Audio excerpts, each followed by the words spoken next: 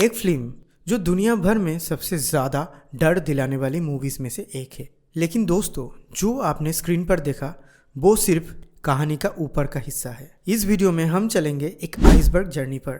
जैसे आइसबर्ग का सिर्फ एक छोटा सा पार्ट पानी के ऊपर दिखाई देता है, वैसे ही कॉन्ज्यूरिंग की असली कहानी का थोड़ा सा हिस्सा ही सबको पता है। लेकिन जैसे जैसे हम आइसबर्ग के नीचे की लेयर खोलेंगे, वहाँ मिलेंगे वो फैक्ट्स जो लोगों को लगता है फिल्म का हिस्सा है, वो सच जो पेरोन फैमिली ने फेस किया, और वो खौफनाक राज जो आम पब्लिक को कभी दिखाए नहीं गए।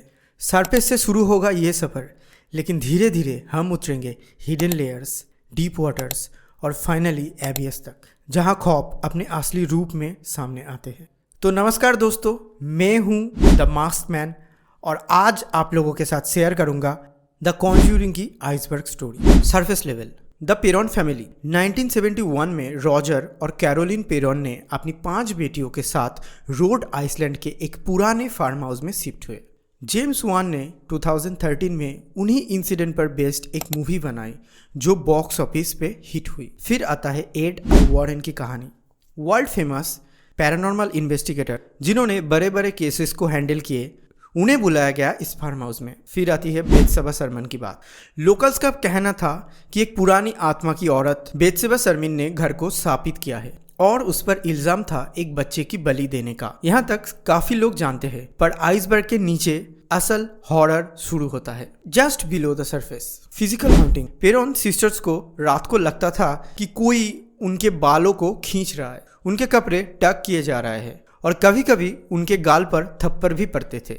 एंड्रिया पेरोन बताती थी कि एक रात उनका पूरा बेड हवा में उड़ गया और जोर से नीचे गिर गया। रिकॉर्ड दिखाता है कि बेत्शेबा वहां पर 18वीं सेंचुरी में रहता था। उस पर इल्जाम है एक बच्चे को नीडल के रिचुअल से मारने का, लेकिन कोर्ट में यह कभी प्रूफ नहीं हुआ। वॉरेन कहती थी बेत्शेबा का आत्मा डैम्ड सोल है जो हमेशा के लिए डार्कनेस में फंस गई। अब बारी है थोड़ा गहरा जाने का। The basement. फैमिली का कहना था कि बेसमेंट में हमेशा सड़े हुए गोस्ट की बदबू आती थी और वहां का हवा बर्फ जैसी ठंडी हो जाती थी। उन्होंने उस जगह को अवॉइड करना शुरू किया। एंड्रिया पेरोन कहती थी कि बेत्शेबा सिर्फ एक स्पिरिट नहीं है, घर में स्पिरिचुअल हाईवे था जहां अलग अलग स्पिरिट आती जाती थी।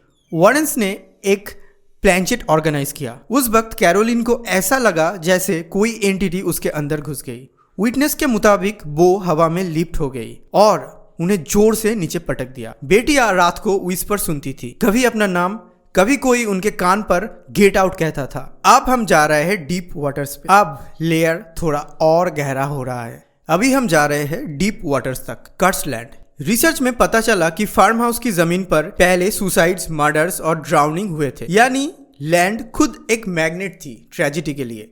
पेरोन फैमिली फाइनेंशियली फंसी रही, वो घर छोड़ नहीं पाए और 10 साल तक डेली हॉन्टिंग झेलते थे। हर्ट्सविल के लोकल आज भी बेत्शेबा का नाम लेने से डरते हैं। कहते हैं सिर्फ उसका नाम लेना ही बैड ओमेन होता है।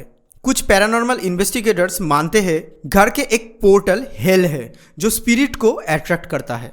अभी हम बात करेंगे द डार्केस्ट लेयर, द एबियस के बारे में। कुछ खौफनाक सच सामने आएंगे।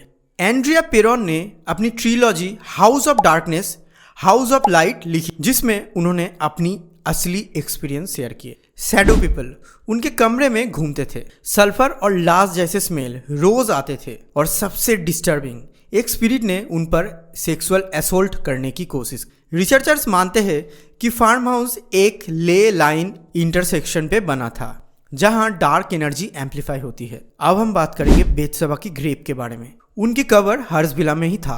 जो लोग डिस्टर्ब करते हैं उन्हें एक्सीडेंट, इलनेस और अनएक्सप्लेन्ड मिसफॉर्चून फेस करनी पड़ती है।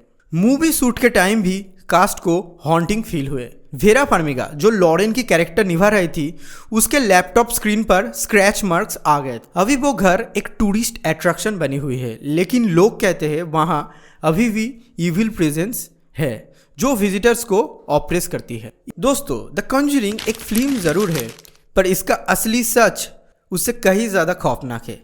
अभी भी पेरोन फार्म हाउस एक अनसॉल्व्ड मिस्ट्री है। अब सवाल ये है, क्या ये सिर्फ एक हॉन्टेड हाउस है या फिर एक गेटवे ऑफ डार्कनेस जो अभी भी खुला है? आप क्या सोचते हो? कमेंट में जरूर बताना। मैं हूं मार्क्समैन, हर हफ्ते मैं कुछ केस स्टडी, आइसबर्ग वीडियो और कुछ राज आपके सामने प्रेजेंट करूंगा। अगर आपको ऐसी वीडियो पसंद है तो मेरे साथ जुड़े रहिए, चैनल को सब्सक्राइब कीजिए और हर हफ्ते मेरे साथ ये हॉन्टिंग एक्सपीरियंस कीजिए। तो मिलते हैं नेक्स्ट वीडियो पर, तब तक के लिए